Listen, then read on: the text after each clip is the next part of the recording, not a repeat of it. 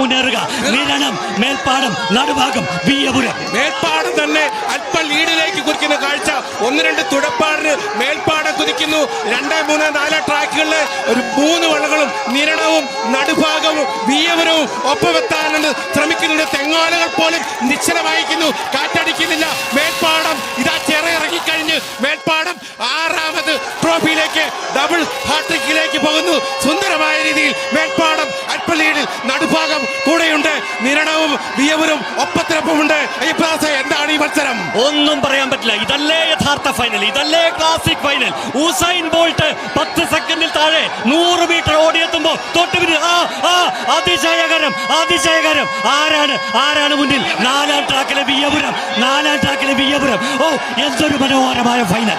ഇതാ 4ാം ട്രാക്കിലെ വിയ്യപുരം കഴിഞ്ഞ വർഷത്തെ പരാജയത്തിന് കണക്ക് തീർത്തുകൊണ്ട് പള്ളാത്തുരുത്തിയെ അടിച്ചു പറിക്കാൻ പോകുന്നു.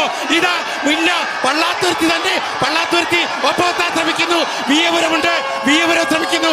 പള്ളാത്തുരുത്തി നിരടത്തേക്കാൾ 3-4 ആളുകൾ ഫിനിഷ് ടച്ചിലേക്ക് ശ്രമം കൊടുക്കുന്നു. തുടരൂ. ഒന്നും പറയാൻ പറ്റില്ല. മേൽപ്പാടവും നിരണവും നടുഭാഗവും വിയ്യപുരവും. ഇതെന്തൊരു മത്സരം!